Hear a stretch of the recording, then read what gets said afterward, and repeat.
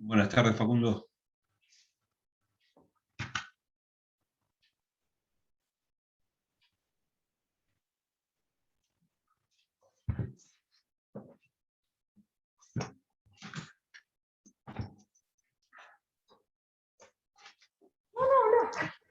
Estamos con una mano.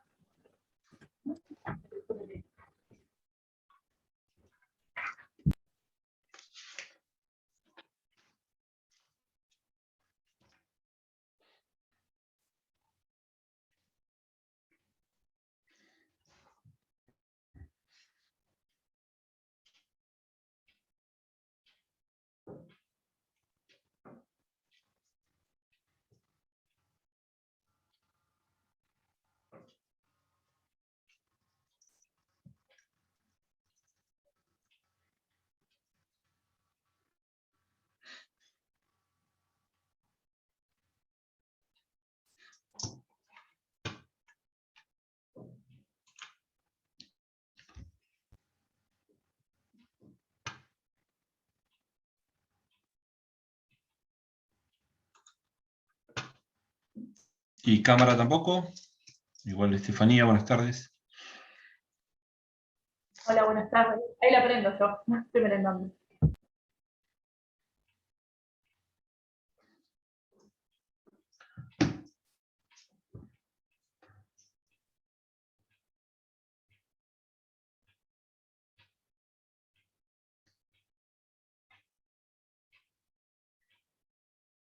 Temprano todavía, vamos a esperar hasta 10 minutos más.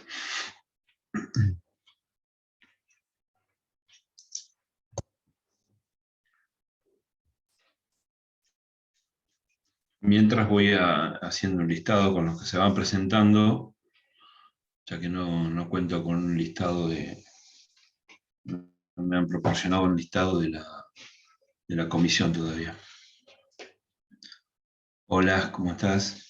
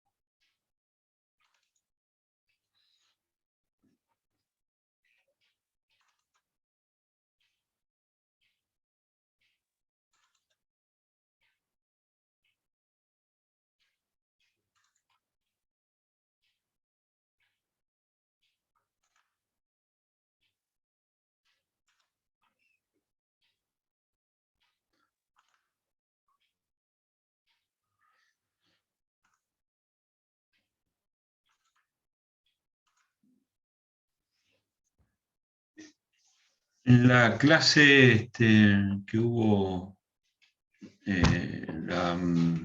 ¿no? La clase del jueves, no vieron nada, ¿no? No se vio nada. Fue una clase de presentación, ¿no? Sí, explicaron más que nada la modalidad de los trabajos y eso. Y se presentaron los profesores.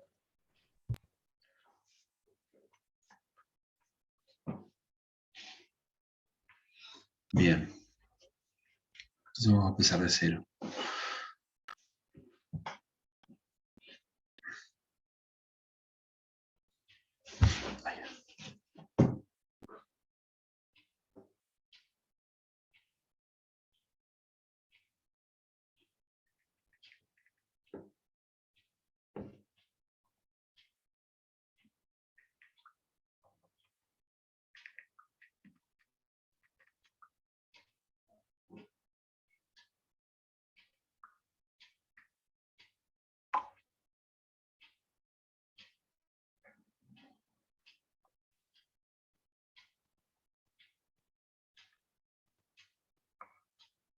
Espero que no seamos 3 nada más.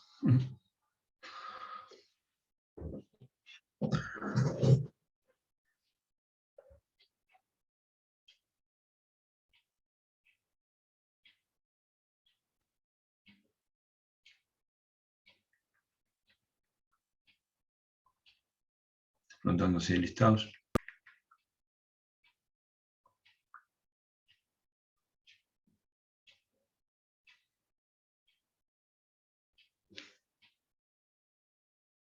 Bueno.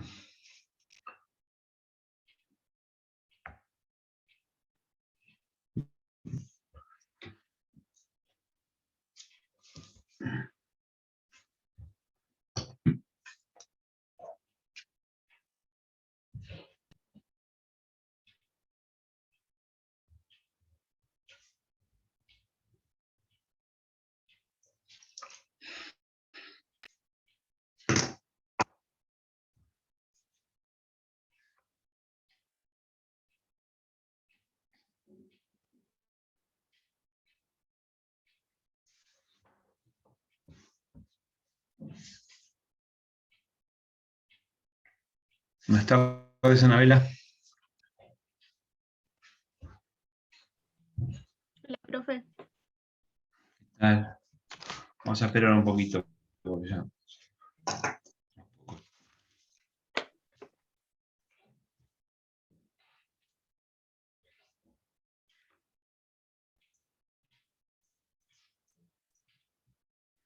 Buenas tardes, Camila.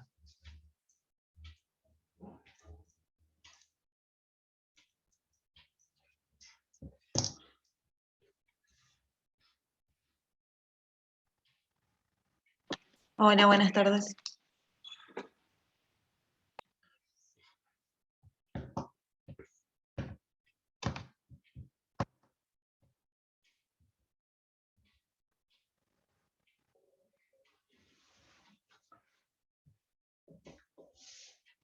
¿Pudieron leer el práctico?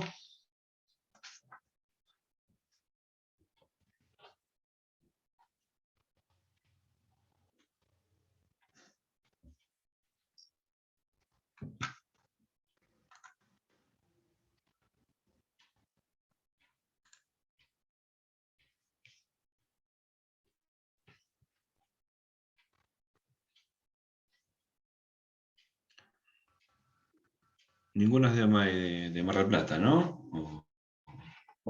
Esa es la razón por qué están acá en la virtual. Claro, yo soy de GC y se me complicaba viajar.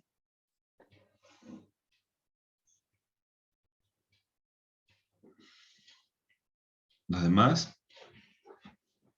No, yo soy de un pueblo cercano a Cochea y no estaba ¿Dónde? alquilando. De un pueblo de la Dulce, cerca de Cochea.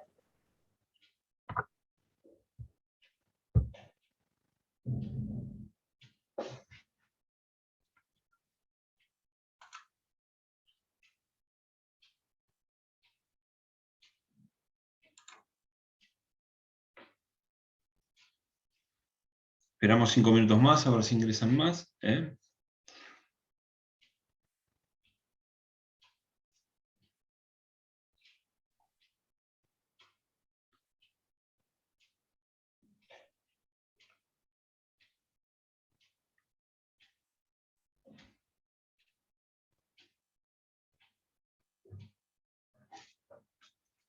¿Usted anda el micrófono, Facundo?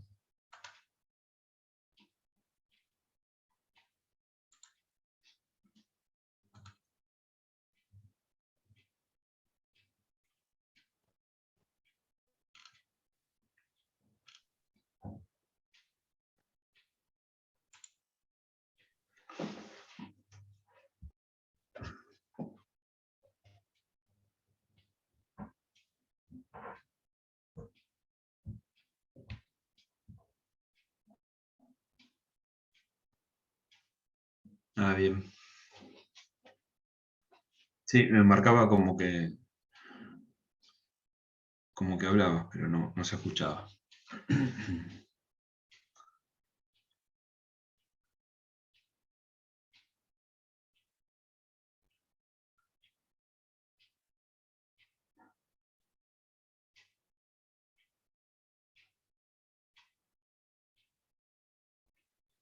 Bueno, y 50 arrancamos.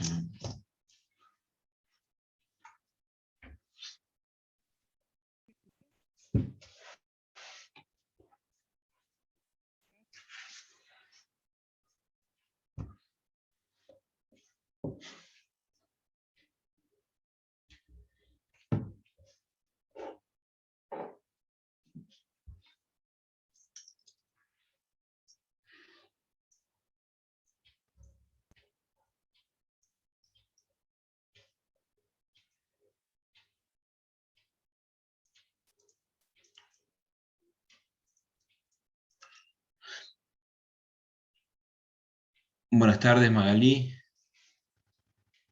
Buenas tardes. Disculpe que llegué tarde. No, está bien. No. 50 arrancamos.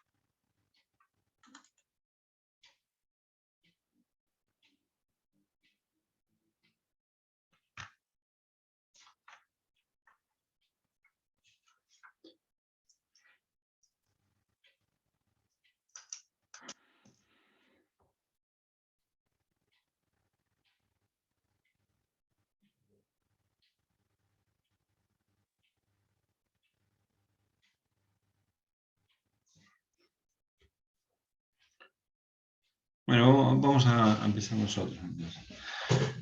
Bien. El jueves pasado me presenté, para aquellos que vienen por primera vez a esta comisión y a esta cátedra. La modalidad es, vamos a tratar de que sea lo mismo o igual a una presencial. Es decir, en la forma presencial lo que hacemos son una especie de talleres. Es decir, acá, a diferencia de las clases que venían cursando ustedes, de profesores así, que hacían clases magistrales, más allá de las preguntas que podían haber efectuado en su momento cuando tenían alguna duda, acá digamos, trabajamos todos. Yo lo asimilo, digamos, en lo presencial de acuerdo al trabajo que tenemos que hacer, como es el que nos toca ahora, una demanda a un estudio jurídico, como si nos reuniéramos en un estudio jurídico. Así que hagamos esa idea y a ver si que tengamos la primera experiencia en ese sentido. Bueno, ya se dijo todo el jueves, los prácticos ya tienen una fecha de presentación, eso es a los fines más allá de la organización, también como para que se vayan familiarizando con los plazos, ¿no? Porque en el ejercicio de la profesión, sobre todo para el abogado, hay plazos perentorios y los minutos cuentan muchísimo en este sentido. Entonces así que por una fracción de segundo puede ser que una demanda sea rechazada o presentada fuera de término. Bien. Yo antes de ingresar al tema del trabajo práctico, vamos a ver algunos aspectos formales de la demanda. Como es la primera clase, vamos a ver qué es lo que necesitamos y qué nos pide el código, las normas relativas a las presentaciones procesales. Bien, vamos a hacer una adecuación, porque esto siempre ha sido relativa a las presentaciones por escrito, y hoy es predominio lo virtual. No deja de haber escritos papel, pero funciona como supletorio, digamos, como documentación que va a quedar en poder del profesional a la espera de que eventualmente el juzgado lo pueda requerir, o alguna de las partes lo pueda requerir. Por eso que vamos a ser depositarios de esos documentos. Bien, vamos a ver algunos aspectos formales. Para eso les preparé un PowerPoint como para ver rápidamente el tema de la... ustedes me dicen si lo pueden ver. Ahí se ve, profe. Bien.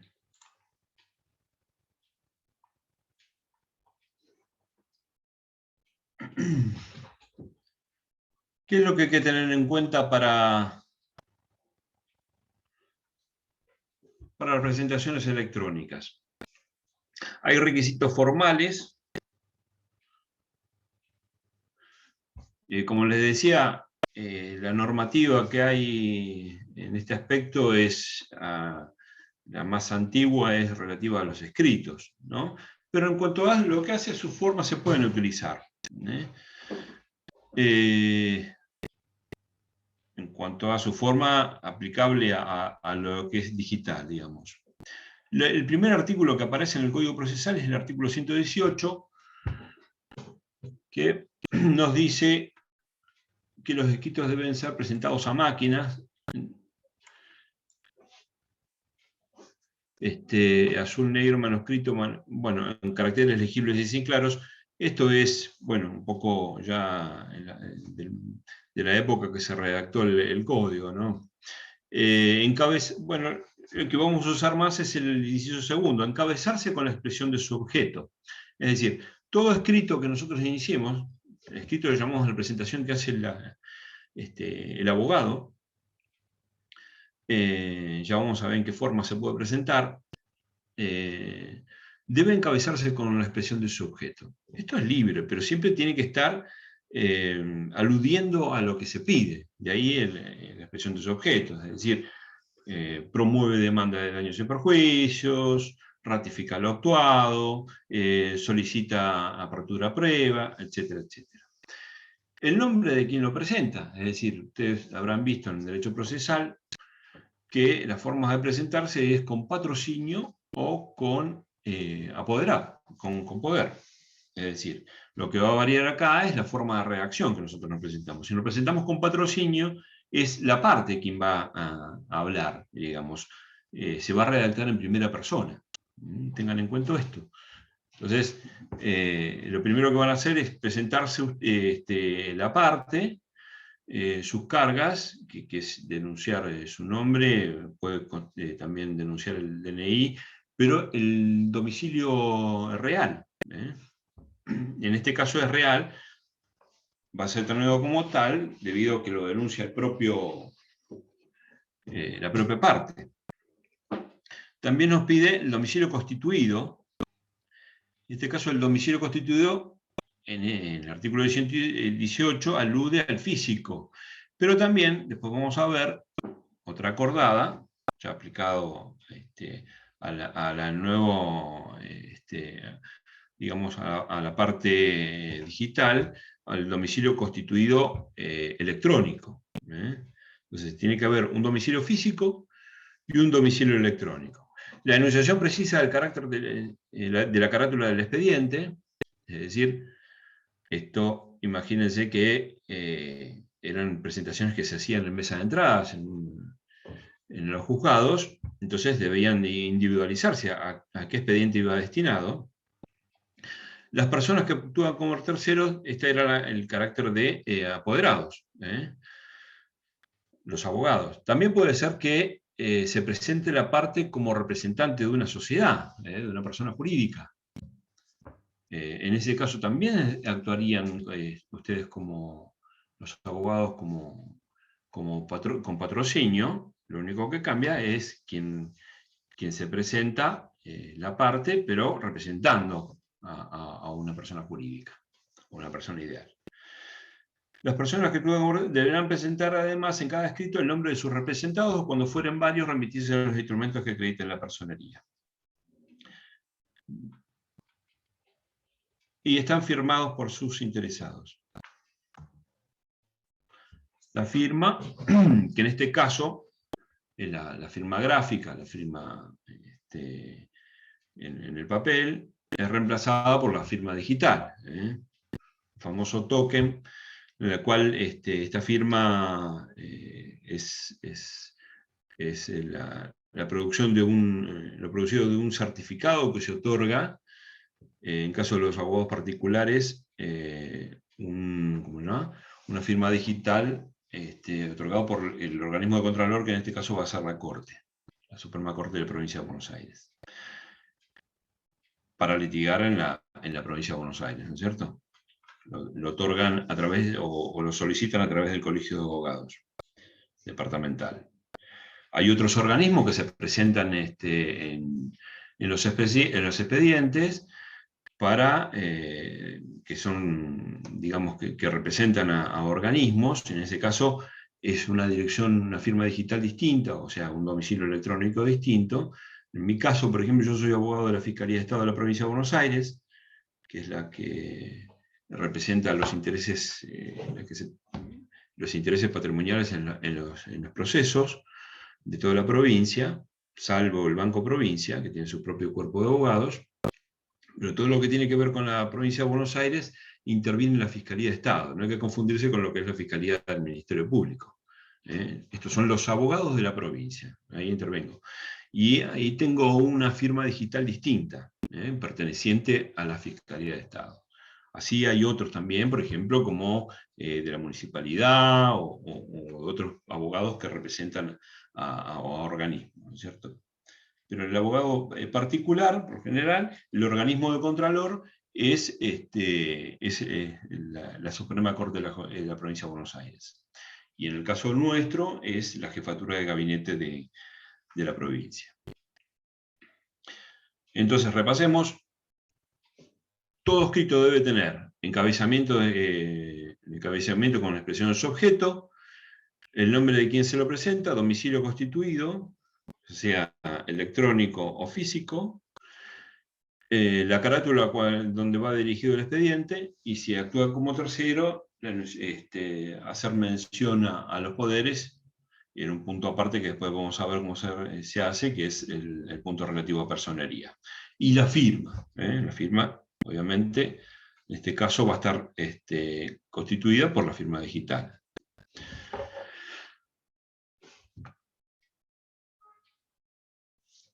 Ahora sí, con respecto al expediente digital, si menciono acá el acuerdo, bueno, no se alcanza a ver el acuerdo, creo que dice el 3975, sí. Dice, toda petición o presentación judicial debe realizar las partes en las actuaciones judiciales, deberán ser realizadas con la modalidad informática, siendo que los escritos en soporte de papel tradicional podrán ser tenidos como no presentados. En todo escrito electrónico judicial, en el encabezamiento de la presentación debe consignar siempre nombre y apellido, teléfono celular de contacto. Esto se agregó el año pasado, como no había contacto, digamos, posibilidad de contactar a la parte o al abogado, en realidad, en forma presencial, había que tener algún medio de poder contactarlo. Entonces la Corte dispuso por esta resolución que debería denunciar un número de contacto celular. Esto es de mucho uso porque, ¿verdad? Por ejemplo, en mi caso siempre, si hay alguna duda o algo, más allá de lo estrictamente procesal que surge del expediente, el funcionario o el abogado puede dirigirse, sobre todo desde el Poder Judicial hacia afuera, pueden contactarse, pueden ubicar y pueden, digamos, convenir fechas de audiencia, etcétera, etcétera. Número de quit y condición impositiva, es decir, bueno, condición impositiva si es monotributista o responsable inscripto, ¿no? En el IVA.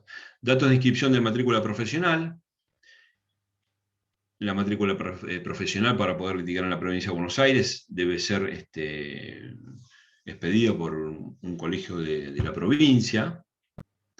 En cambio, si ustedes van a litigar en el fuero federal, deberán ¿cómo se llama? Obtener la matrícula en dicha sede, en federal. Pero una no lo habilita a la otra. Inscripción en el sistema previsional. Cuando ustedes se inscriben en un colegio departamental, asumen la carga de contribuir a un sistema autónomo, que es el colegio de abogados, que es la caja de abogados, donde les van a asignar un número. Ese número, como los otros datos que venimos hablando, deben estar consignados en el escrito en la presentación. Todos estos datos deben estar en la presentación, cuando ustedes se presentan. Número de expediente asignado al expediente. Es decir, puede haber un número de receptoría, como van a ver. La Receptoría General de Expedientes es un organismo que es el encargado de asignar por sorteo las distintas causas que se inician y de registrar también, de llevar un registro de las partes y de los juicios. Y además el juzgado puede asignarle el mismo número o asignarle un número interno. Carátula completa, como habíamos visto en el punto anterior. Domicilio físico y electrónico constituido, esto ya lo habíamos visto. Parte procesal a la que representa. Esto tiene que estar en todos los escritos de la presentación. El primer párrafo tiene que estar en todo este contenido. Bien, esto en cuanto al diseño, también la misma acordada, que les comentaba, 3975 dice, del año del 2020, el artículo 2, si bien el tema del diseño es un poco discutible porque en realidad ustedes van a trabajar en campos, en lo que es la página de presentaciones electrónicas, no en la práctica, digo en la práctica tribunalicia, en la práctica forense, pero nosotros en la práctica, bueno, vamos a respetar esto porque se puede, o sea, lo podemos hacer. El tamaño de hoja es el A4, especial, todo lo que dice acá, espaciado en 1,5, márgenes simétricos, es decir, cuando es el anverso es 5 de un lado, del lado izquierdo y 2,5 del derecho, o 1,5 del derecho, y inverso cuando hablamos del reverso. Tipo de letras Arial, el tipo de letra que se utiliza. Lo que pasa es que digo, esto es relativo. Si ustedes van a hacer un escrito en papel y después transformarlo en PDF, porque el tipo de letra, los caracteres, ese tipo de cosas, ustedes van a trabajar sobre un campo. O sea, puede ser que ustedes trabajen en un software como es el Word, y copien todo eso y lo pasen al campo, o bien lo transformen en PDF. Pero lo que es el campo en sí, es ajeno, o sea, es imposible que puedan sujetarse a eso. Esto es más que nada para aquellas presentaciones en papel o que se transformen en PDF. En caso de incorporarse entonces al pie de página, deberán emplearse idéntica fuente del texto principal, pero del tamaño 10. Los escritos de formato papel se ajustarán al formato anterior, no permitiéndose en forma manuscrita ni a máquina ni escribir, salvo urgencia debidamente justificada. Las copias de papel presentadas electrónicamente en las impresiones judiciales que se encuentran en el último soporte deberán ser hojas tamaño A4. ¿Qué pasa si no observamos esta disposición? Bueno, si los órganos judiciales recibieron un escrito que no observara alguna de estas exigencias prescriptas, se deberá indicar al peticionario el incumplimiento, bajo procedimiento de tener por no efectuada la presentación, sino subsanar el defecto dentro de los 3 días siguientes. Sin perjuicio de ello, en estos casos los órganos judiciales podrán dar recurso a las peticiones que no admitieran demora en su procedimiento. Es decir, acá es una disposición con apercibimiento, pero siempre estamos hablando de una forma. Es decir, la forma no puede ser más importante que el contenido. Es decir, si hay una una habilitación, un embargo, o un tema de alimentos, o algo así, obviamente que va a primar el contenido y eventualmente el juzgado lo que va a hacer es señalar la próxima presentación cumpla con estos artículos, en el cual lo he omitido. Pero bueno, la norma está. Bien, antes de pasar a esto, eso es en cuanto a la forma de los escritos, que después vamos a ver cómo, le voy a dar una estructura cuando vamos a ver el tema del práctico, como un modelo, como para que ustedes tomar en cuenta, pero también hay otros aspectos de forma que tienen que ver con aspectos tributarios o del Colegio de Abogados. Lo primero que se nos presenta es que cuando iniciamos una demanda, debemos cumplir con una tasa. La tasa es por la prestación de servicios, en este caso la tasa de justicia. La tasa de justicia es el 22 por 1000 del monto reclamado, o una suma determinada que ustedes la van a obtener a través del Código Fiscal o la Ley Impositiva Anual, que es la parte móvil del Código Fiscal. Esto es, por ejemplo, el juicio de divorcio, aquellos que no tienen tenencia de familia, que no tienen valor pecuniario. ¿Qué pasa si no cumplen con la tasa de justicia? Bueno, no hay un apercibimiento específico. En el Código Fiscal hay un apercibimiento, pero es un apercibimiento al final del proceso, cuando hay condenado en costas. Esto es parte de las costas, entonces manda que el secretario, el Código Fiscal dispone que el secretario debe cumplir con, hacer una liquidación de cuánto se debe e intimar al condenado en costa para que cumpla con el pago de la tasa de justicia. Ese es el único procedimiento y está al final del juicio, digamos, en el Código Fiscal. Entonces, yo le cité un fallo, distribuidora de Daimo con cubas de rol, un fallo viejo del año 95, pero ¿qué decía este fallo? Dice que cuando se hace una presentación, una demanda, no es como en los casos de omisión de forma como los anteriores, sino que el juez lo va a decir previamente cumpla con la tasa de justicia, un previamente. Antes de proveer la demanda y todo, lo que va a decir es previamente cumpla con la tasa de justicia. Bueno, ustedes me dirán, pero ¿y si no lo cumple? Y si no lo cumple quedará. Lo que pasa es que este fallo lo que dice es que queda expuesto a un eventual pedido de caducidad de estancia.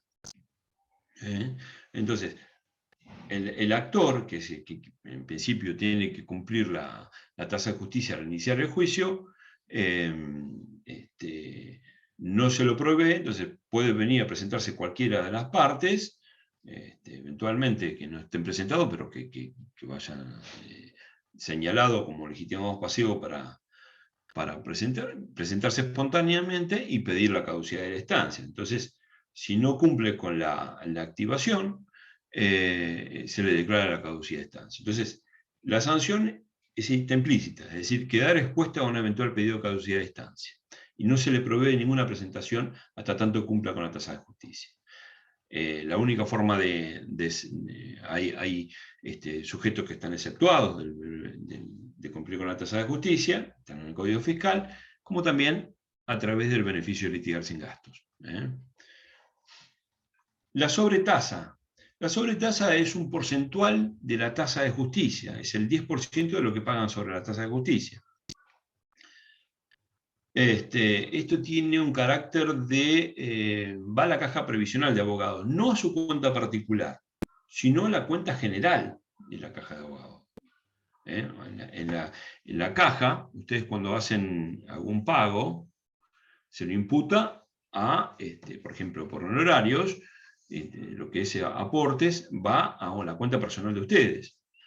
Pero en este caso la sobretasa va a la cuenta general, digamos, al fondo común de la caja previsional de abogados. Estos dos requisitos, la tasa y la sobretasa, son requisitos que se exigen para el inicio de una demanda. Ahora bien, estos dos otros requisitos, como el ius provisional o anticipo provisional, o el bono ley 8480 o bono verde, como se decía antes, son para las presentaciones de los abogados, para la primera presentación, no ya para la demanda. Obviamente, quien inicie una demanda va a tener que cumplir también con este requisito, pero cualquier presentación que haga por primera vez va a tener que cumplir con estos dos requisitos. ¿Qué es el anticipo provisional o ius provisional? Es un anticipo, como la palabra dice, de los aportes que ustedes van a tener que pagar en el momento de finalización del proceso. Es decir, el momento de finalización del proceso es cuando se van a determinar la sentencia, la condena, etcétera, etcétera, y después se van a regular honorarios. Sobre esos honorarios se paga un 10% de la parte, a cargo de la parte, que representan, o del condenado en costas, y otro 10% a cargo de ustedes. Eso para juicio controvertido. Y 5 y 10 para juicios voluntarios.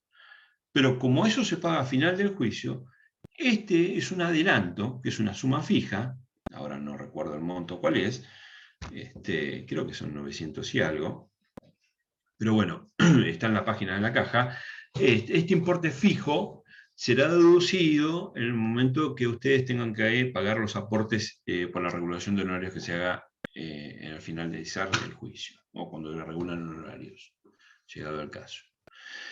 Y el bono verde, obviamente el anticipo previsional, es de carácter previsional, como dice la palabra, y esto sí va a la cuenta de ustedes, a la cuenta particular.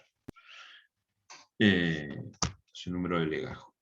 El bono ley 8480 o bono verde es una contribución que se hace al colegio de abogados. El destinatario de esta recaudación es el colegio de abogados.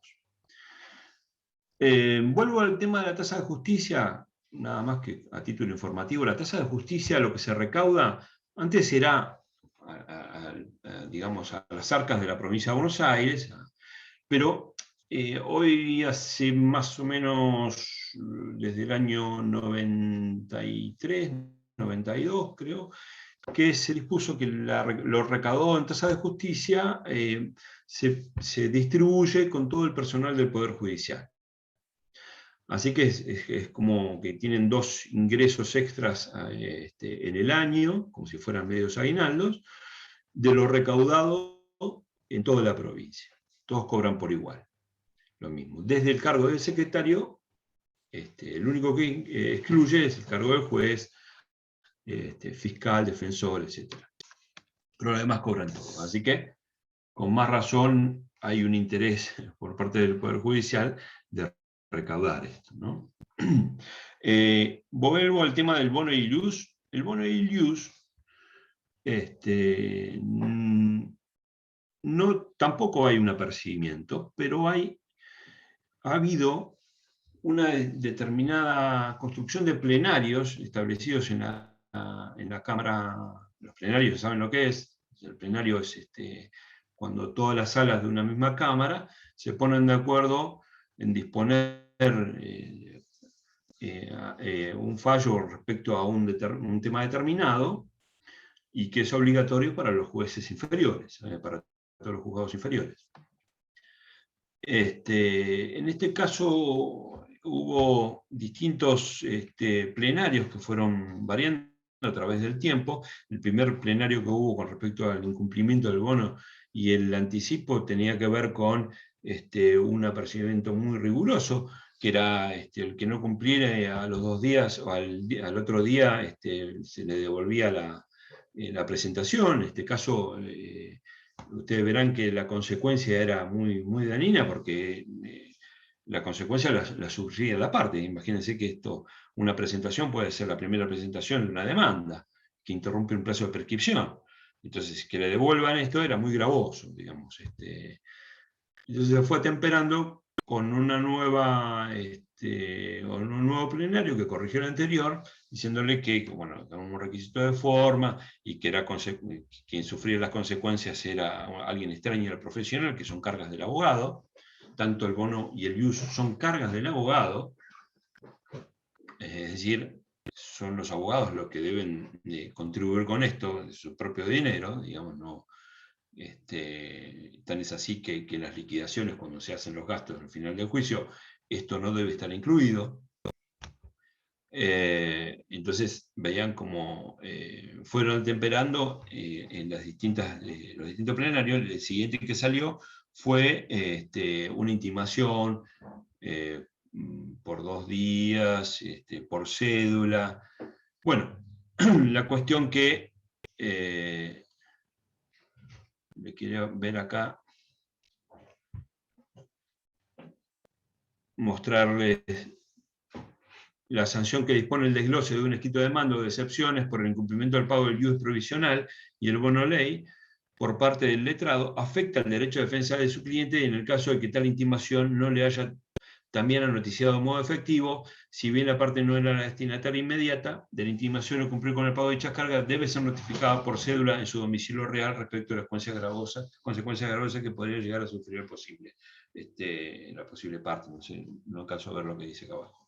Pero, ¿esto qué es? Este es el último plenario, el último fallo, que, como habíamos dicho, llegamos a la instancia de que se intimaba por cédula por 2 días al abogado para que cumpliera. Bueno, ahora agregó un requisito más, que es notificarlo a la parte en el domicilio real.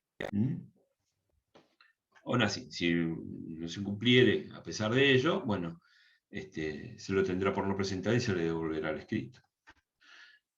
Bien, hasta aquí son los requisitos formales de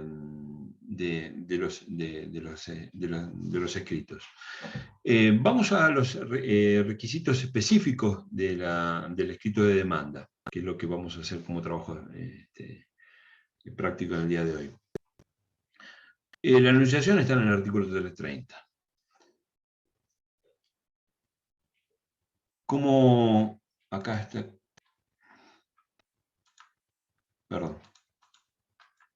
Bueno.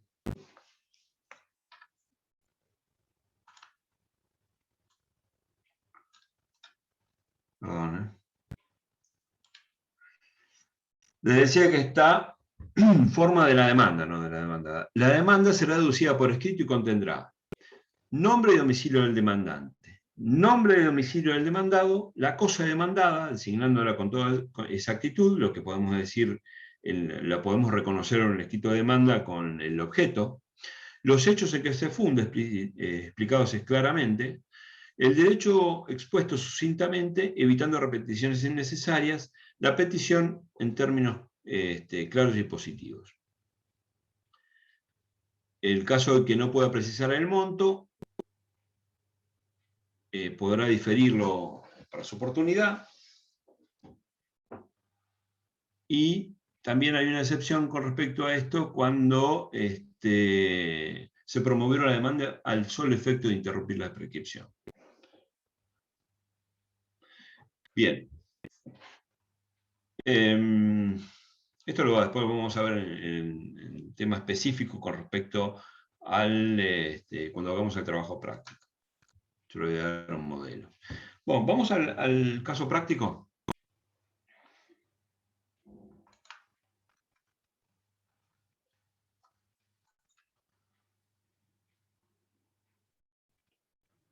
Seguimos siendo lo mismo, ¿no? No se ha incluido nada. Vamos al caso práctico. ¿Este es? No, este no es.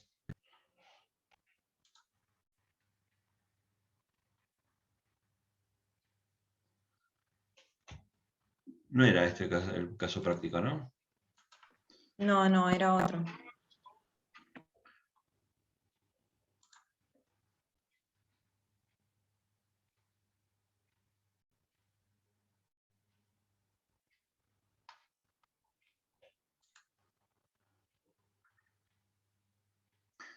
Dejar de compartir un poquito. ¿Alguien lo tiene a mano como para que lo podamos leer? Yo lo tengo escrito en el cuaderno, profe, si quiere lo leo. Bueno. Dice, lo que favor. consulta el señor Jorge Martínez planteándole el siguiente caso. Adquirió un departamento en construcción a la empresa Mar del Plata Emprendimientos Sociedad Anónima, ubicado en la calle San Lorenzo 456 de la ciudad de Mar del Plata el día 30 de mayo del 2020, cuyo precio se estableció en la suma de $120.000. Pagaderos, 50% a la firma del boleto y el 50% restante el 10 de febrero del 2021, conjuntamente al otorgamiento de la escritura traslativa de dominio y entrega de posesión del bien. El vendedor no cumplió con la entrega y la escrituración del departamento, conforme fuera acordado, manifestándole al comprador la imposibilidad de cumplir con los plazos debido al retraso en los trabajos de determinación del inmueble a causa de la pandemia y consecuentemente del ASPO. Al día de hoy, Mar del Plata Emprendimientos no ha cumplido con las obligaciones asumidas. Después decía, cuestiones a resolver, analice los antecedentes, determine la legitimación, competencia, establezca la prueba y redacte la demanda. Bien. Acá lo encontré. Bien, ¿qué les parece a ustedes? ¿Qué tenemos acá?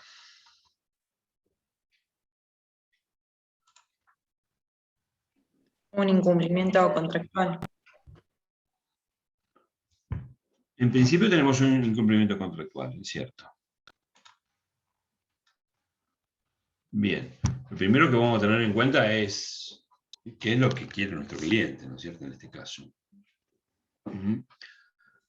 ¿Qué puede querer nuestro cliente en este caso? ¿Qué les parece a ustedes? O que le entreguen el bien, o que le devuelvan la plata que dio del bono, ¿no? Más los daños y perjuicios que le ocasionó que no se lo entreguen. Exactamente. Bien, entonces tenemos dos posibilidades ahí. Depende de lo que quiera nuestro cliente, eso va a quedar a criterio de ustedes respecto a lo que van a demandar. O cumplimiento del contrato, para que termine con lo que se comprometió, en los términos que se comprometió, o bien la resolución del contrato y los eventuales daños producidos con respecto a que se relaciona con la ruptura del contrato. ¿Puede haber daños también en el cumplimiento de contrato?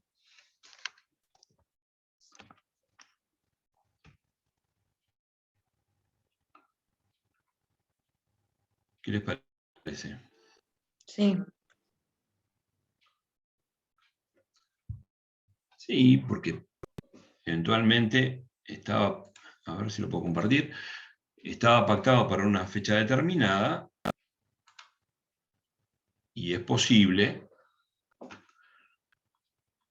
que esta persona deba irrogar gastos que tenía pensado irse a vivir más o menos para esa época y tuvo que alquilar, por ejemplo, o algún otro tipo de gasto que... Ahí está. Ustedes me dicen cuando lo comparto. ¿No lo vean? Sí, se ¿Lo ve. ven? Sí. Bien.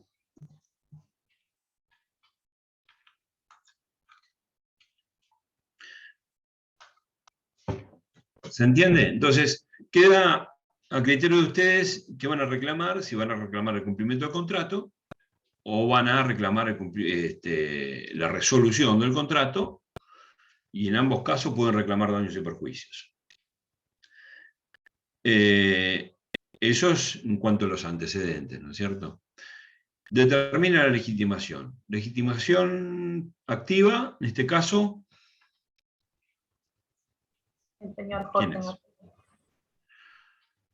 El actor va a ser el señor Jorge Martínez. Legitimación pasiva. La la sociedad anónima. No. Empresa MDP, Emprendimientos S.A. Bien, acá no ofrece ningún tipo de conflicto. La competencia, ¿qué juez eventualmente va a entender acá? Bien, primero, ¿en qué fueron? Comercial, enfocado Civil y comercial. Y en Mar del Plata.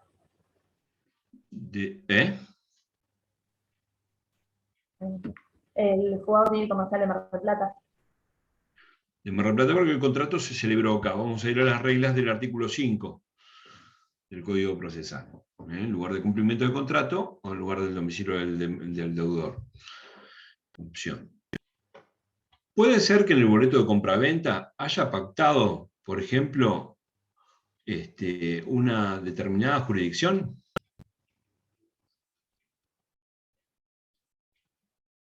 ¿Qué les parece a ustedes?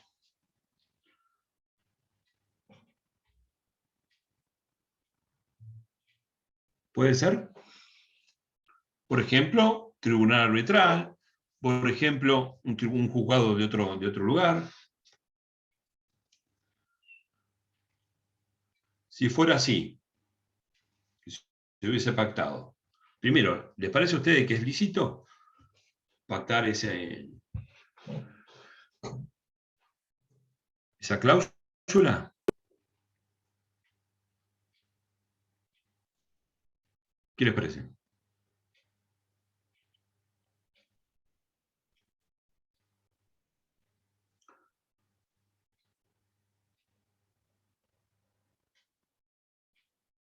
Sí, es lícito, chicos. El contrato, mientras no altere la buena fe, el orden público, pueden pactarlo. Ahora bien, siguiendo las reglas de la competencia, lo que es patrimonial, como en este caso, es prorrogable. Es decir, el actor, nosotros podemos promoverlo en Mar del Plata, aunque haya una cláusula que diga otra cosa y que diga, qué sé yo, por ejemplo, que pacta el tribunal arbitral de la ciudad de Necochea, del Colegio de Abogados de Necochea, o de los tribunales de Necochea, o de Buenos Aires, de otro lugar. Es decir, en principio es válido, como dice la competencia, ya que se trata de algo patrimonial, y la competencia queda pactada, en este caso, o prorrogada, en este caso, cuando la parte demandada deja o no plantea la defensa de incompetencia. ¿No es cierto? Lo que les digo, como para que tengan en cuenta que este tipo de cláusulas pueden, creo que se llama prórroga de jurisdicción, pueden estar contenidas en un boleto de compraventa, en contrato, y es lícito. Y lo que les acabo de explicar es cómo juega una cláusula de competencia cuando es un tema patrimonial, es prorrogable, resulta prorrogable. No así las que no son de carácter patrimonial. Bien. Entonces, civil y comercial, en principio, Mar del Plata, domicilio del cumplimiento del contrato. A ver, me trae el código.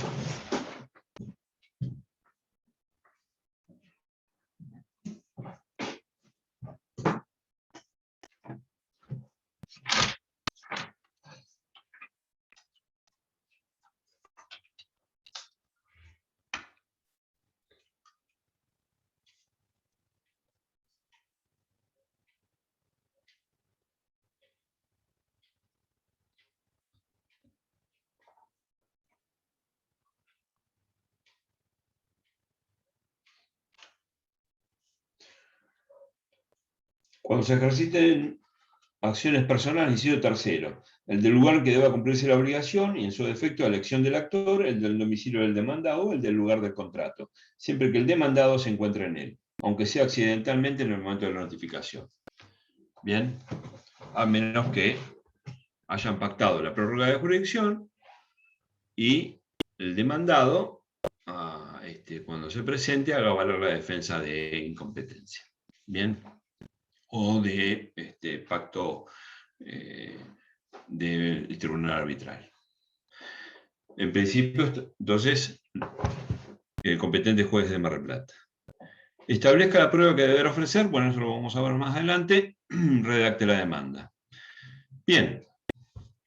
Dependerá lo que ustedes quieran promover, es decir, cumplimiento del contrato, depende de lo que nuestro cliente nos diga, o la resolución de contrato. Si el cliente nos dice, no, la verdad que yo quiero el dinero, porque esto no me sirve de esta manera, entonces lo que quiero es que me devuelvan el dinero que puse, obviamente con todos los intereses y todos los perjuicios que me causaron. Entonces estamos hablando de responsabilidad civil. Hay que ir un poco al derecho de fondo y ver entonces que estamos hablando de responsabilidad contractual. La responsabilidad contractual en este caso va a estar más distinta a la responsabilidad por los cuasi delitos, en la cual debemos, nosotros por ejemplo los daños debemos probarlos, todos debemos probarlos, pero en este caso debemos probar la parte subjetiva, es decir, y sobre todo el daño moral, en lo que hace a los contratos, es mucho más rigurosa, porque los contratos son negocios, lo cual puede estar, digamos, reconocido ese alia de que puede llegar a presentarse como negocio como tal, ¿no? Por eso digo que cuando hablamos de los rubros, vamos a tener en cuenta que es mucho más riguroso y vamos a tener que probarlo. No se va a presumir nada acá, como si fuera un accidente de tránsito, o lesiones o algo por el estilo, porque ahí se puede presumir el daño moral. En este caso debemos probarlo. Bien. Yo les hice una esquemita acá, una estructura de un escrito de demanda. Voy a dejar de compartir esto para que tengan en cuenta. En realidad, el trabajo práctico no ofrece ningún tipo de conflicto, ¿no? Pero vamos a manejarnos con el modelo. Ahora les comparto el modelo.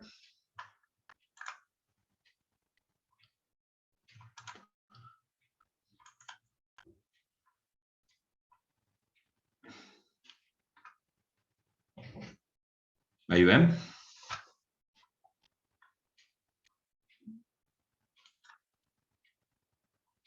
¿Pueden ver ahí? Sí, profe. Bien, un escrito común comenzaría con promueve demanda con este título. Pero cuando hablamos de una demanda,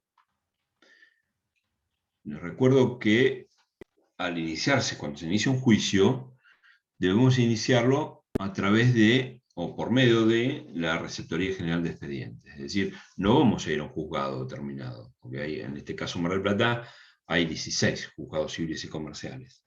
Entonces, lo que vamos a hacer es introducirnos en la plataforma de presentaciones electrónicas, en lo que es iniciar un escrito. Entonces, la acordada 3397 creo que establece que cuando iniciamos un juicio debe estar este resumen que se llama sumario, que le puse acá, en el cual va a constar el nombre del actor, nombre del demandado, la materia, en este caso la materia es cumplimiento de contrato, o resolución de contrato, daños y perjuicios, o cumplimiento de contrato de daños y perjuicios, documentación acompañada de la documentación que acompañan ustedes, la descripción, y el monto si lo hubiere. Este resumen va siempre cuando inician cualquier expediente, no solo la demanda. Por ejemplo, un incidente, por más que tenga radicación con el principal, siempre que lo inicien por receptoría, tiene que ir este esquema de sumario. No se refiere al tipo de proceso, se refiere a este esquema de información, que es para que la receptoría registre todo esto. Lleva un registro, como les decía, no solo es el que sortea los juzgados que va a asignar, sino también que lleva un registro de todas las partes y de los juicios. Bien. Cada vez que se inicia, reitero, por receptoría, sea demanda, sea cualquier tipo de juicio que se inicie, lleva el sumario. Bien. El siguiente es el título, es decir, el artículo 118, inciso segundo, ¿se acuerdan? El encabezamiento con la expresión de su objeto. Acá puse, promueve demanda por cumplimiento de contrato, resolución de contrato y daños y perjuicios. Eso lo quedará libre a consideración de ustedes. Tienen la libertad para presentar el trabajo que quieran. Crean posible, ¿no? Tengan en cuenta que siempre van a tener que referirse en principio al contrato, ya sea apunten a la resolución o apunten al cumplimiento. Supletoriamente o como segunda pretensión están los daños y perjuicios, pero es subsidiaria de lo referido al contrato. Siempre vamos a hacer referencia al contrato en primer lugar. Y si demandamos sobre la resolución del contrato, después no podemos pedir el cumplimiento. Bien, señor juez, ¿a quién va dirigido? No sabemos si es un juez, una jueza, pero bueno, ponemos, si quieren ponemos así, o ponemos una barra jueza o señora. ¿Quién se presenta? En este caso, si ustedes inician una demanda con patrocinio, lo que va a figurar acá es el nombre de la parte. ¿Cuál sería? Jorge Martínez. En este caso. ¿Cómo? Jorge Martínez. Jorge Martínez.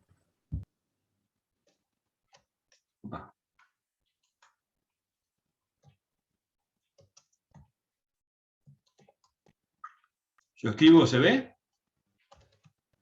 Sí, se ve. Bien, Jorge Martínez, con domicilio en la calle, esto es el domicilio real. Pueden poner el número de DNI también si quieren. Por derecho propio y con el patrocinio, y ahí vienen los datos de ustedes. Todo esto que estuvimos viendo hasta recién. En el caso que fuera con poder, directamente se presentan ustedes. Y empieza todo esto que tengo señalado, no iría. Empieza ahí. Y el segundo punto sería personería. ¿Se entiende? Es decir, este esquema, este formato es de patrocinio. Pero si la necesidad de ustedes o quieren presentarse con un carácter de apoderado, van a omitir esto que señalé, ahí, que remarqué, lo van a omitir y van a directamente a los datos de ustedes como abogados. Y abajo, en el primer punto, en vez de objeto, va a ser personería. Y ahí van a decir que actúan, por qué carácter actúan, si es con poder general, con poder especial. Recuerden ustedes que si es poder general se puede acompañar una copia simple, ya que es para muchos juicios o para varios juicios. En cambio, si es poder especial, debe ser, en este caso, testimonio de la escritura de poder especial, en la cual debe estar descrito contra quién va a ser, es decir, los datos del juicio. ¿Por qué? Porque va a estar habilitado el abogado únicamente para este tipo de proceso. Tiene que estar bien determinado qué es lo que se reclama, no tanto qué es lo que reclama, sino la causa y contra quién se dirige en el testimonio del Poder Especial. Como le decía, objeto, por quién se presentan, y el título, como nos dijo el artículo 3º del 118. Bien, como le decía también, si es patrocinio, van a relatar en primera persona, ya que es la parte quien se presenta, quien habla, quien se dirige al juez, en primera persona, y al final van a firmar. Va a firmar la parte, y ustedes, eso es lo que significa patrocinio, van a firmar ustedes con él.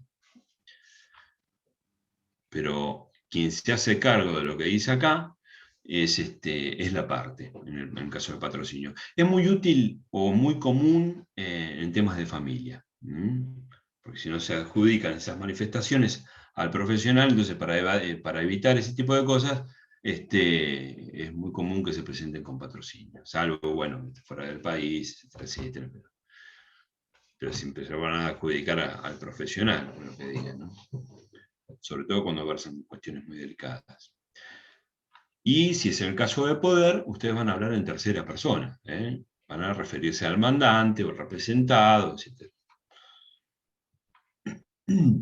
En el objeto es el artículo 330, inciso tercero, la cosa demandada designándola con toda exactitud, dice el 330. En este caso, acabamos de escribir concretamente qué es lo que estamos reclamando, que vengo a promover demanda por, ustedes verán, cumplimiento de contrato y daños y perjuicios, ¿contra quién? Acá el legitimado pasivo. ¿Quién es? Emprendimiento, sociedad anónima. Emprendimiento, muy bien. Con domicilio real, acá lo de real lo pueden evitar, porque ya estaríamos hablando de una persona ¿cómo se llama? De una persona jurídica, una persona de existencia ideal. Entonces, con domicilio, este domicilio que pongan acá se lo va a denominar procesalmente como domicilio procesal. Perdón, domicilio procesal no. Domicilio denunciado, que es el que ustedes están denunciando, como que presuntamente es el domicilio que corresponde a esa firma.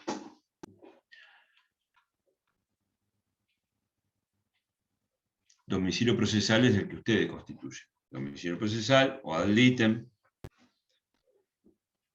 mal dicho legal, pero en la costumbre lo dicen legal, pero bueno. En este caso es el domicilio denunciado, va a ser, y que nos va a servir para efectuar la cédula de notificación del traslado de demanda. Como dije recién, también el inciso tercero nos dice, designándola con toda exactitud, si hay daños y perjuicios, determinar el monto. En este caso, vamos a incluir algo antes acá, promover demanda por cumplir. ¿Cuál va a ser el objeto en este caso? ¿Qué vamos a demandar, además de la suma si hay daños y perjuicios?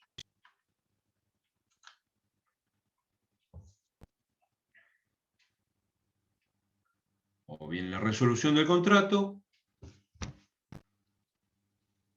por culpa del demandado, o bien el cumplimiento del contrato, con más los daños y perjuicios por la suma de tanto. Me completo acá en la... ¿Pero se entiende? Acá lo que debemos poner, demanda, que es lo que estamos reclamando, contra quién,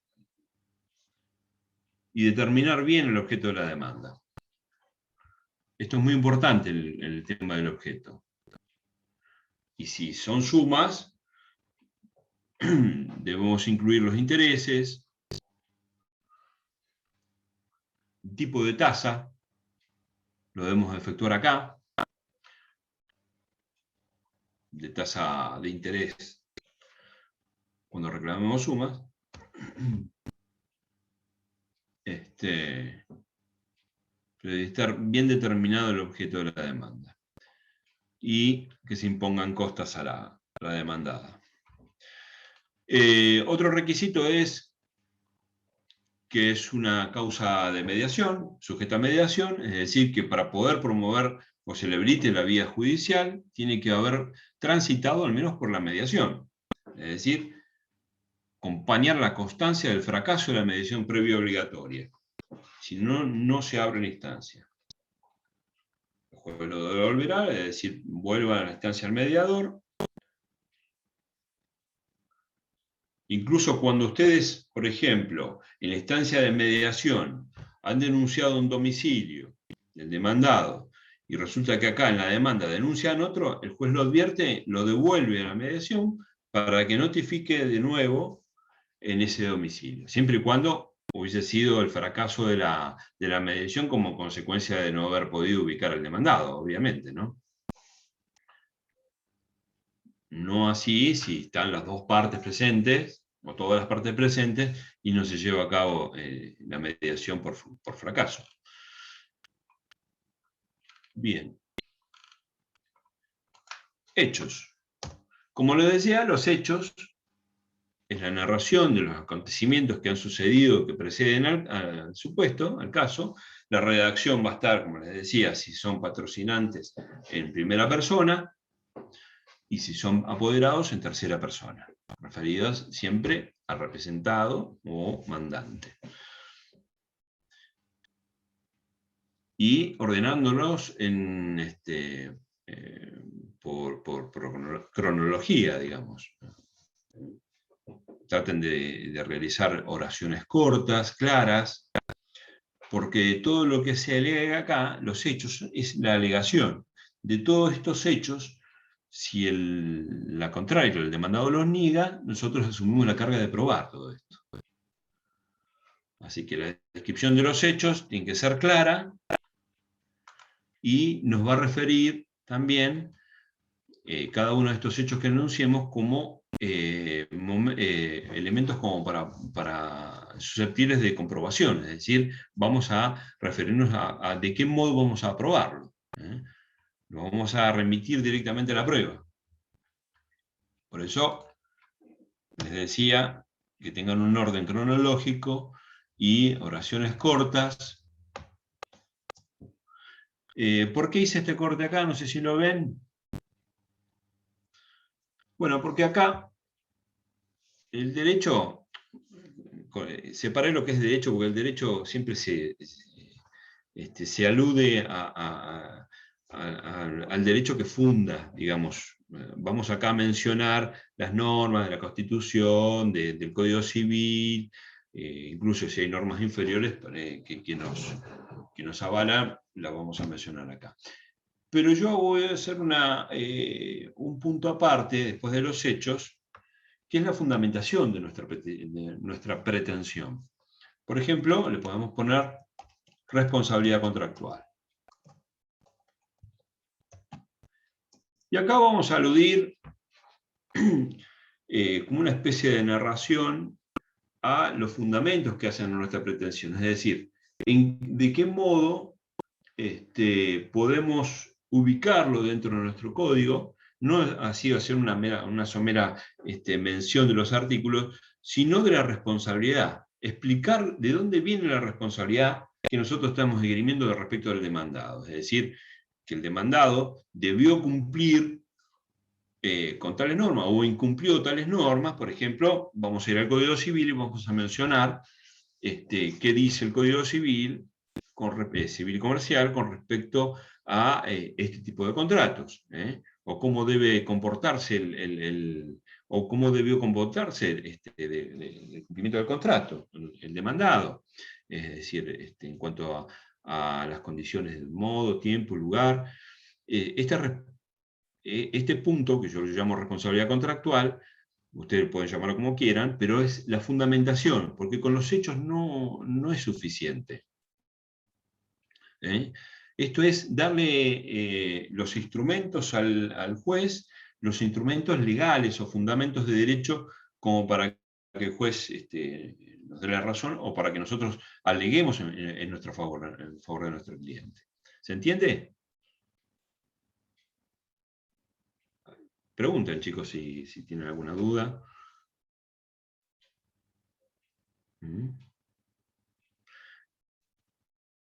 Acá pueden efectuar una consideración de derecho respecto del tema del contrato, como debe efectuarse, como les decía. También pueden hacer citas doctrinarias o jurisprudenciales. Después les voy a mostrar cómo se puede hacer para buscar jurisprudencia. Tenemos un poquito de tiempo, les voy a enseñar el tema de buscar jurisprudencia, como para que ustedes puedan citar extractos acá, en apoyo a distintas posturas que ustedes tengan. Pero este punto de responsabilidad, que yo llamo responsabilidad contractual, en realidad tiene que ver con fundamentos. También lo podemos llamar fundamentos.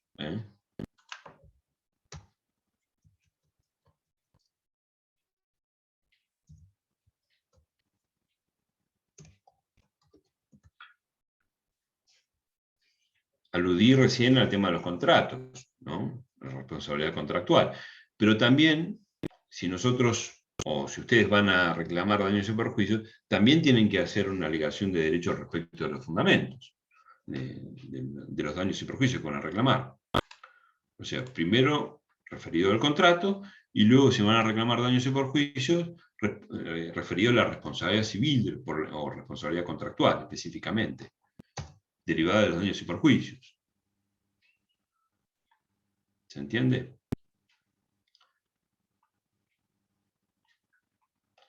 Eso.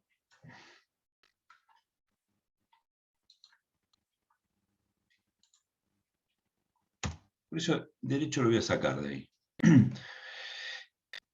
Y si reclamamos daños y perjuicios, bueno, vamos a determinar los daños y en qué consistieron estos daños. Ustedes verán qué daños pueden haber producido. ¿Qué les parece a ustedes? Hay que buscarla. Primero escuchar a nuestro cliente y ver si se ha producido algún daño, ¿no? Daño material.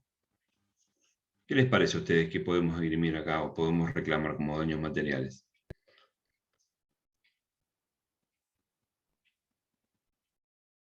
¿Cuál sería el perjuicio, algún perjuicio que se les ocurra a ustedes que ha sufrido nuestro cliente por la morosidad de la entrega del cumplimiento del contrato por parte del demandado? ¿En qué podría haberse perjudicado? Que quizás se le termine el alquiler donde estaba, en la anterior casa, y tenga que buscar otro lugar para vivir, por ejemplo. Bueno, esos gastos efectivos que realiza, que ha tenido que realizar desde el momento en que debió haber sido entregado hasta la efectiva entrega, eso puede decirse como gasto. Ustedes pueden poner el nombre que quieran, pero son daños. Está bien. ¿Sí? Es una consecuencia directa del incumplimiento del contrato del demandado.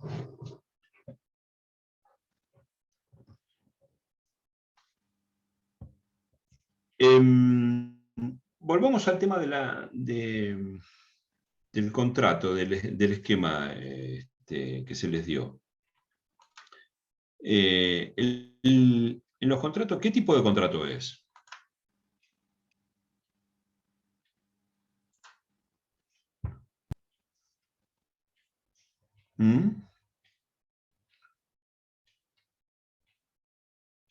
¿Qué les parece? ¿Modalidad de contrato es? ¿Una compra-venta? Sí. Una compra-venta, es decir, un contrato con... Hay un artículo ahí que dice compra-venta con locación de obra. ¿Eso podría ser o no? Porque en el Código Civil. cuando habla como que no está terminado el Sí. departamento. Esa es la parte que me confunde un poco. Sí, bueno, se trata de un contrato con prestaciones recíprocas, ¿no? El actor o el comprador de pagar el precio y el vendedor de otorgar la escritura translativa de dominio y la entrega de posesión del bien y obviamente previo a esto la construcción del inmueble, ¿no?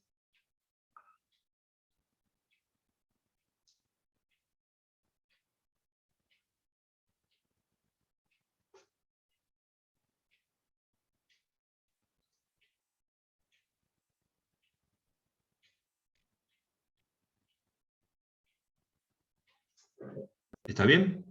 Estamos hablando de una construcción, es decir, un departamento en construcción. Por más que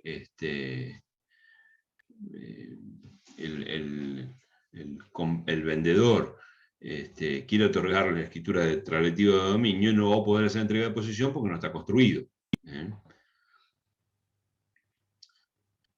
Es decir, ¿a ustedes qué les parece? ¿Nuestro cliente tiene alguna prestación, contraprestación pendiente de cumplimiento? Porque, ¿recuerdan ustedes en contratos una excepción específica de los contratos? ¿Recuerdan? Sobre todo para este tipo de contratos con prestaciones recíprocas pendientes. ¿Se acuerdan de esa excepción? Yo la digo. Non ad impleti contractus. Nadie puede reclamar cumplimiento de una obligación si no hubiese cumplido de su parte o al menos ofrecido cumplirla. ¿Recuerdan?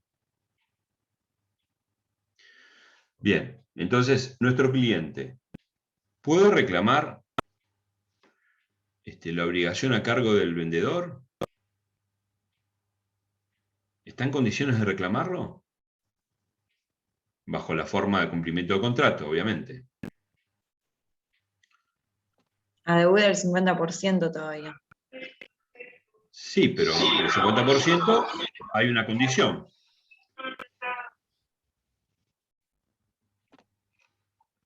Pagaderos a la firma del boleto del 50%.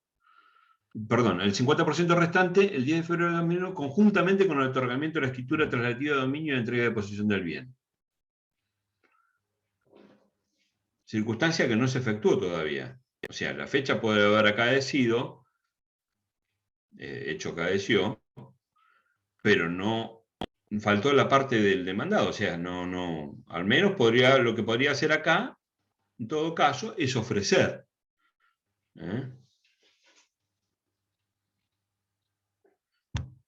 Ese 50%.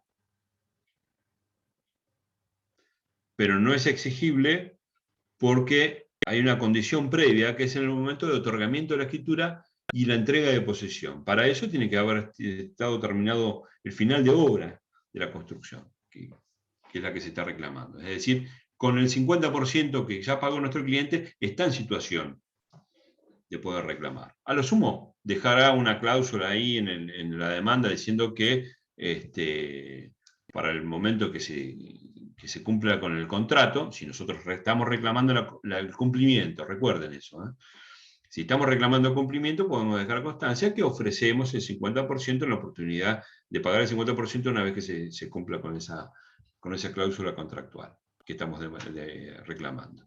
Nada más que ofrecerla. No hace falta una consignación, la podrían hacer, pero por ahí no es necesario. Si ustedes ven que por ahí la obra ya está avanzada, pero se ha demorado, etcétera, etcétera, bueno, ven como factible el cumplimiento del contrato, bueno, podrían encararlo por ese lado. Pero si ven o el cliente les dice, mira, yo no lo quiero esperar más, la verdad que toda esta plata que puse acá, la verdad que con esta plata me podría haber comprado otra cosa. Y bueno, van a apuntar a la resolución de contrato. En ambos casos pueden reclamar daños y perjuicios siempre y cuando ustedes pueden comprobarlo. Pueden comprobar los daños. En materia contractual, acá no hay nada presuncional, no es responsabilidad objetiva, es responsabilidad subjetiva. Es decir, nosotros asumimos la carga de probar estos daños. Y con el daño moral, más todavía. Bien. Esta salvedad quería hacerles como para poder volver al tema del esquema. Claro, yo estuve... ¿qué es lo que están viendo ustedes? Indemnización de los daños producidos. Bien.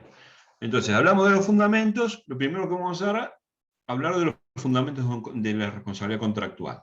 De cómo se ha dado el contrato, nuestro fundamento legal, no la cita de los artículos, sino la explicación de la responsabilidad y de nuestro derecho, el derecho de nuestro cliente, ¿no es cierto? Y luego, si hay daños y perjuicios, también la responsabilidad por los daños.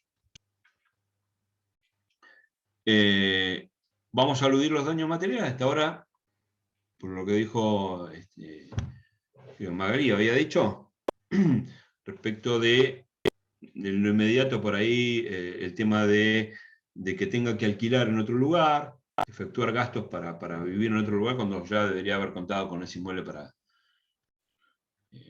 su vivienda. ¿Y cómo vamos a determinar ese daño? A ver, por ejemplo, ¿qué les parece? ¿Vamos a elegir una suma antojadiza o vamos a referenciar y vamos a fundamentar? ¿Cómo pensamos que puede ser ese daño producido por la falta de entrega del inmueble que era destinado a vivienda, o podría haber sido destinado a alquiler? Entonces, ¿cómo podemos probar, al menos presuntivamente, en este momento, la cuantía del daño producido?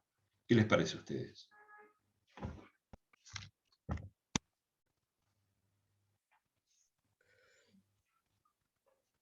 Si ustedes tienen que reclamar daños, ¿cómo harían?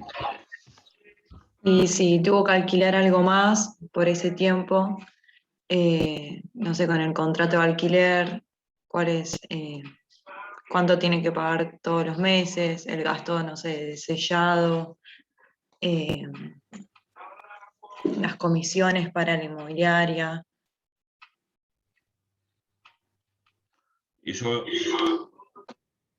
lo podemos determinar efectivamente o presuntivamente. Es decir, lo vamos a mencionar, tal cual como lo habías mencionado vos, Camila, respecto a ese rubro daño, a ese daño, específicamente, y lo que podemos ofrecer ahí sería, bien, de forma, digamos, no determinarlo específicamente, pero sí estimarlo, esos daños. ¿Y cómo podemos probarlo? ¿Por qué medios probatorios? Podemos hacer una mención que un alquiler, por ejemplo, de la especie, que yo no sé, sería un departamento de 3 o 4 ambientes, por la zona, cuánto sale, cuánto nos cobraría, como decís vos, una comisión del martillero. Todo ese tipo de cosas hay que probarlas. Entonces, Profe, también no no le vamos a podría, acompañar un control. Sí, perdón, ¿no le podría agregar también que la casa es la proyección de una vida de una persona y puede ser que ese cambio de lugar que le ocurrió por este incumplimiento le haga también tener gastos con relación al traslado al trabajo, si tiene hijos al traslado al colegio, supongamos? perfecto, está bien. Todo eso que aleguemos, todo eso tenemos que probarlo. Entonces, con respecto a tener que utilizar otro inmueble, el daño vamos a poder probarlo, o bien acompañando todos los gastos que hemos hecho efectivamente, o bien haciendo un paralelo, es decir, un inmueble. ¿Quién puede establecer una cuantía del valor locativo, por ejemplo? ¿Quién lo puede hacer? ¿Cómo podemos probar eso?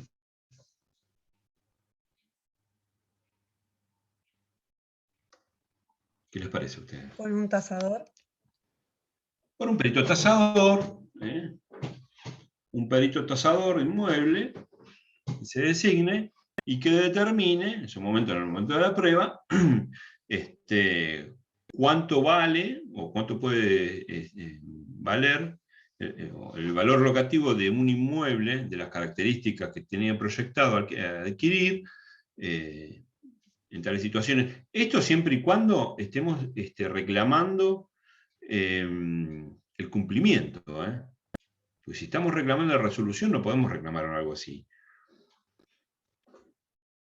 ¿Está bien? Serán otros rubros. El otro rubro, podemos poner un rubro aparte, de decir, digamos que se ha tenido que ir a otro lugar, y que en este lugar por ahí iban los chicos al colegio, o estaba cerca de su trabajo, entonces hacer una proyección de los gastos extras que podría haber tenido con respecto a vivir en otro lugar, pudiendo haber vivido ahí. Ese es el rubro, el nombre que quieran, pónganle el nombre que quieran, siempre y cuando esté argumentado y debidamente probado ese gasto, ese daño, va a ser reconocido por el juez, obviamente.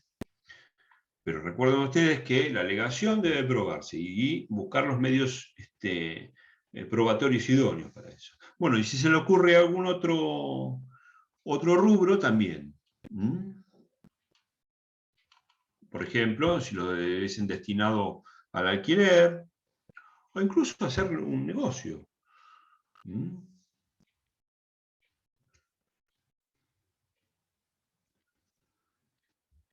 El valor que puede llegar a tener un inmueble terminado, más allá de lo que ustedes hubiesen pagado. Si ustedes, por ejemplo, su cliente lo compró para hacer negocio, entonces lo compró por 120.000 pesos, 120.000 dólares era el precio de costo, pero si un departamento terminado él lo puede vender en el doble, por ahí. Entonces, esa diferencia, más allá de la devolución del dinero, que también será otro rubro en el caso de la resolución de contrato, con sus intereses, también integraría otro rubro. ¿Se entiende? Eso depende, tienen que ser coherentes con lo que están demandando.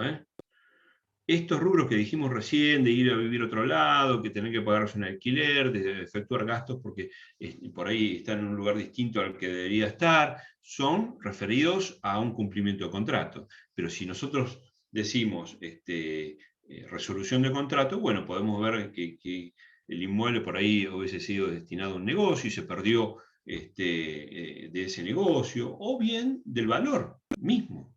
Es decir, si hubiese sido entregado, hoy tiene que ir a comprar otro departamento que le sale el doble. Eso es un perjuicio en materia de resolución de contratos. ¿Se entiende? Todos esos argumentos tienen que ir acompañados de medios probatorios. Es decir, cuando nosotros reclamamos el rubro, primero decimos responsabilidad contractual, luego decimos responsabilidad por los daños derivados del contrato, luego decimos los rubros, determinamos o argumentamos sobre el rubro, es decir, en qué se perjudicó a nuestro cliente, determinamos o estimamos el monto en el cual, y para ello podemos hacer, es decir, bueno, estimamos que para un alquiler hoy en día más o menos es de tanto por ciento o de tanta suma, de tanto por mes, y bueno, se estima que hasta el presente han devengado tanto de alquiler y en el futuro, hasta que termine el contrato, qué sé yo, va a devengar como daño futuro, por ejemplo. Eso en cuanto al cumplimiento de contrato. ¿Se entiende? Es decir, el argumento en el rubro y el monto en el rubro. Monto estimado.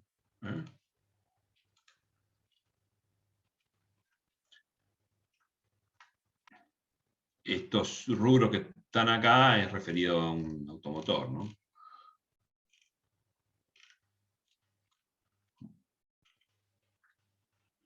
Lucro cesante podría ser si se hubiese sido destinado a alquilar. O pérdida de chance hubiese sido si el destino hubiese sido venderlo a otro precio. De acuerdo al valor de mercado, por ejemplo. Bueno, y daño moral, como les decía, en materia de responsabilidad contractual, es más riguroso, entonces tenemos que probarlo. ¿Cómo lo probamos al daño moral? Y bueno, con testigos, todo ese malestar que tuvo que ir a vivir a otro lado, o tuvo que hacerse de otro negocio para poder, las cuestiones que se vio frustrado por motivo del incumplimiento del contrato del vendedor. Todo ese tipo de cosas engloba lo que se llama daño moral, pero tienen que ser rigurosos y deben ser probados.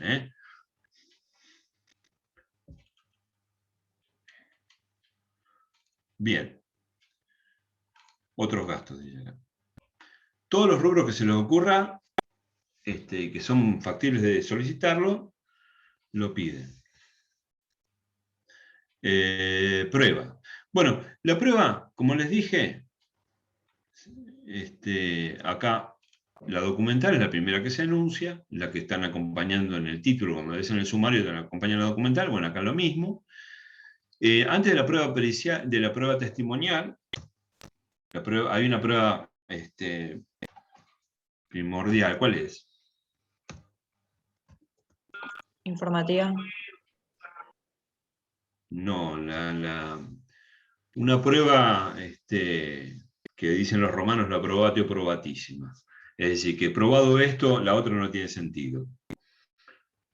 Un refrán incluso que dice que te releva de prueba. ¿Se acuerdan? A confesión de parte, relevo de prueba. La probatio probatísima es la confesión,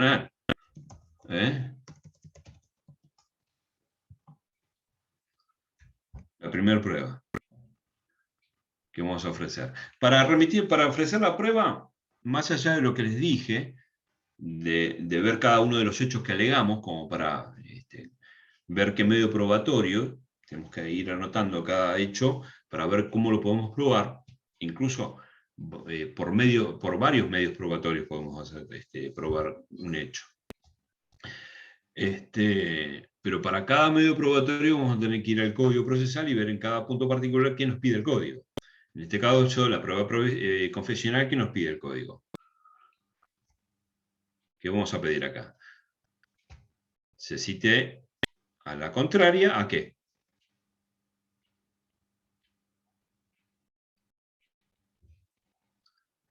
A absolver posiciones, chicos. ¿Por medio de qué? De un pliego. Que lo llama del pliego de posiciones. El pliego de posiciones debe estar presentado antes, hasta media hora antes de la audiencia fijada por el juzgado. Antes de habernos metido en la prueba, tenemos que haber visto algo que presumimos que pasamos por alto, que es qué tipo de proceso estamos. ¿En qué tipo de proceso va a ser el que se nos va a dar a la demanda? ¿A ustedes qué les parece? ¿Qué tipo de proceso sería?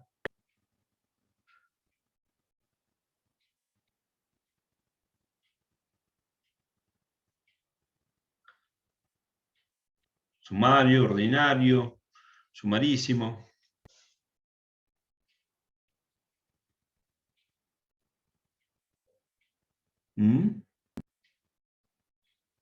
¿Qué les parece? Cumplimiento de contrato.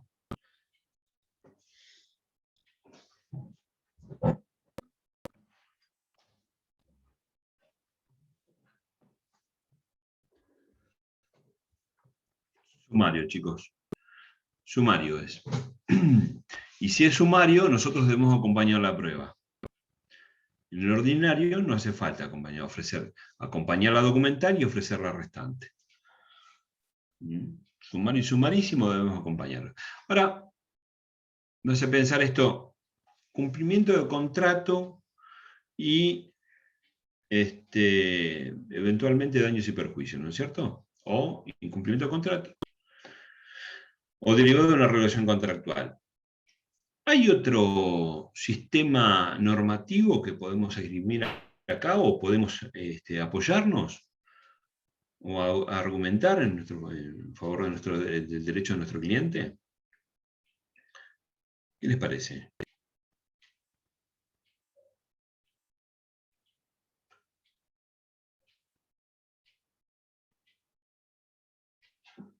¿Entienden lo que les pregunto? Nuestro argumento es el Código Civil, el contrato, el boleto de compra-venta, etcétera, etcétera. ¿Hay otro cuerpo normativo, otro asiento legal donde podemos basarnos o podemos fundamentar? ¿Qué les parece?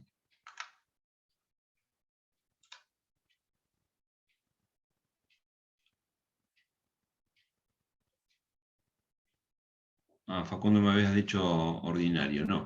Ordinario es la excepción, salvo determinado monto. Si nosotros reclamamos un monto superior al 320, lo primero, bueno, ahí sí sería ordinario. Pero la generalidad es sumario. Lo que les decía, en cuanto a los fundamentos, les dejo la inquietud. ¿Qué les parece a ustedes si podríamos apoyarnos en las normas de defensa del consumidor? ¿Qué les parece?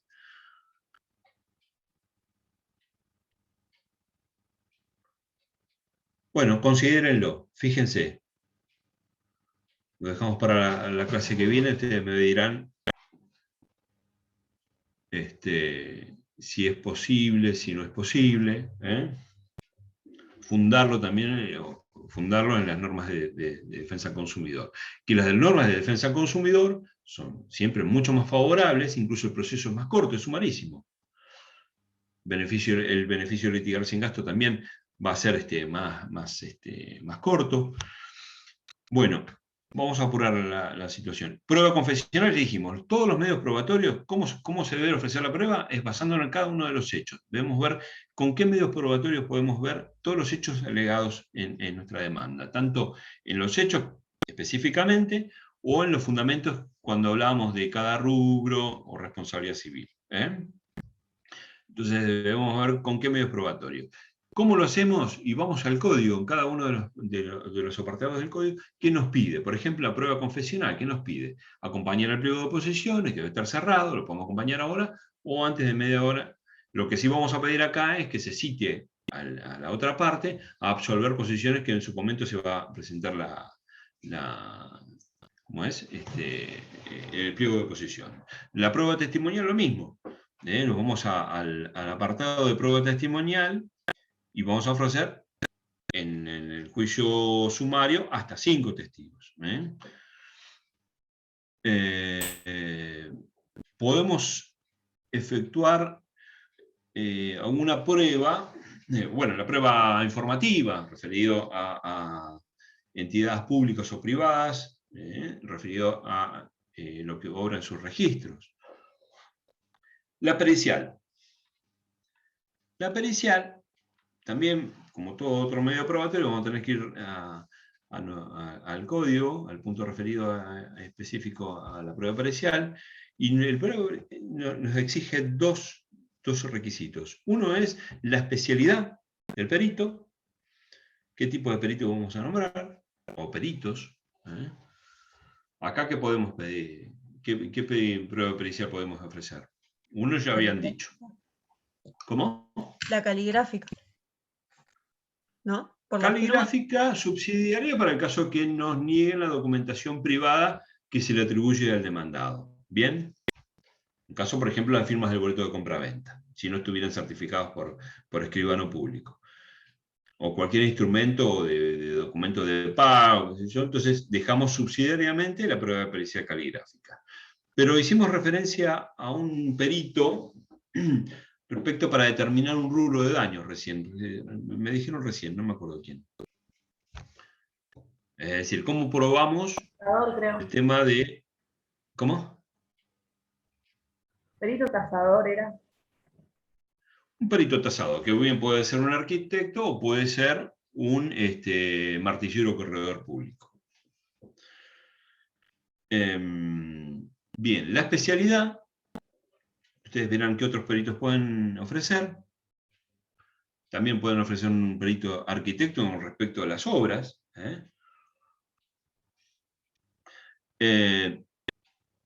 Y un perito, los dos requisitos eran la especialidad y los puntos de pericia, es decir, sobre qué va a expedirse este experto, este perito.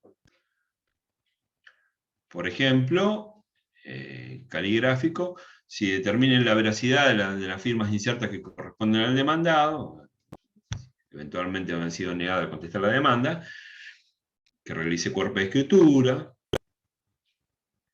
y, por ejemplo, un perito tasador, para que determine, por ejemplo, el valor locativo de un inmueble, de estas características que tenía proyectado en esa ubicación, los gastos de comisión, etcétera, etcétera. Pero tienen que estar bien determinados los puntos de pericia. Si ustedes no lo incluyen, el juez no lo puede suplir. Bien. Y prueba informativa, como les decía. También puede haber algún tipo de prueba informativa que es muy sencilla. Por ejemplo, imagínense que han tenido que hacer gastos de traslado de remis, y siempre trabajan con el mismo taxi o remis. Entonces, no hace falta hacer una prueba informativa, sino lo que se llama prueba testimonial de reconocimiento, que es para que venga esa persona que conducía o que conduce, o el dueño de ese remis, para que asista en el juzgado, en una audiencia, y reconozca o no la documentación que se le exhibe. Eso se llama testimonial de reconocimiento, y no estaría dentro de los límites del número de prueba testimonial que hay que ofrecer en el juicio sumario. O sea, pueden ofrecer todos los testigos de reconocimiento que quieran. Bien. También podría ser otro elemento probatorio, puede ser el reconocimiento judicial, cuando vea en qué estado se encuentra la obra, por ejemplo, ¿no? Siempre recuerden, hago hincapié en esto, y que cada vez que ofrezcan una pericial, un medio probatorio, tengan en cuenta relacionarlo con el hecho que quieren probar, y además con los requisitos que el código le exige. Porque al contestar la demanda, la otra parte se puede oponer si ustedes no ofrecen bien la prueba, y se queda sin prueba. Y pueden llegar a perder el juicio. Bien. Lo último, también podemos incluir acá un aspecto particular. Por ejemplo, ¿qué podemos incluir así como algo ya aleatorio en una demanda? O cumplimos con la tasa de justicia, o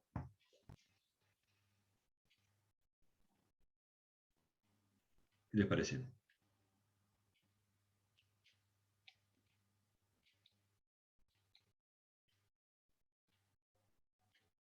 El beneficio. Pueden ofrecer el beneficio. Acompañan, cumplen con la tasa de justicia, o ofrecen el beneficio de litigar sin gastos.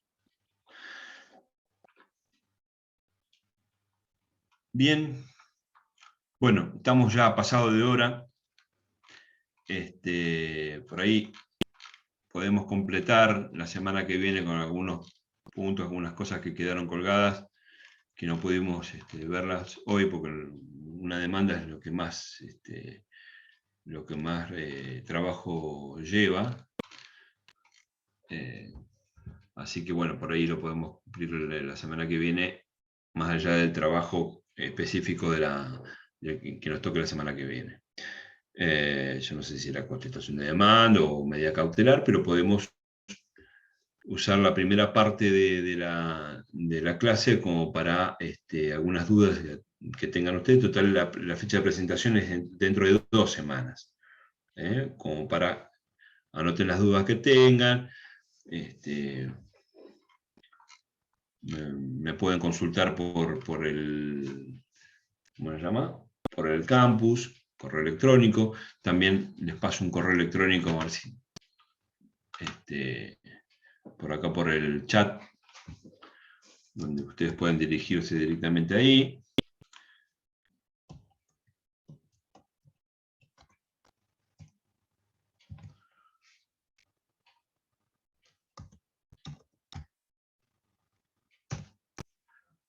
Les pongo, ya que somos pocos, les voy a facilitar un número de WhatsApp. Somos poquitos, así que si quieren, me pueden incluir en algún grupo que tengan ustedes, en este grupo de acá, no de otro grupo. Como para alguna duda o algo que necesiten saber o preguntas. A ver.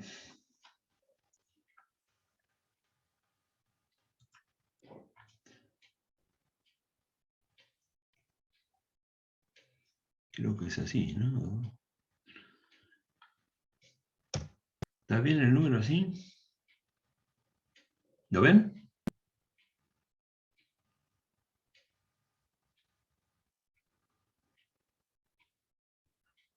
Pueden armar un grupo, si quieren, de WhatsApp, ya que somos 4 o 5, no tengo problema. ¿Pueden ver? Sí, Sí, se ve.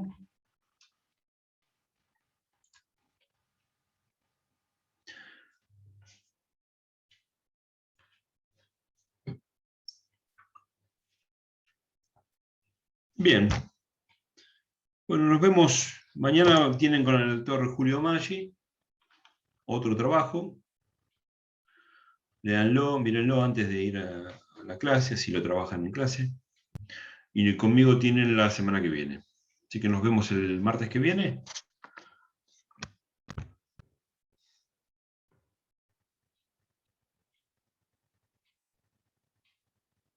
Bueno. Buenas Chao tardes. chicos, nos vemos la semana que viene. Gracias, hasta luego.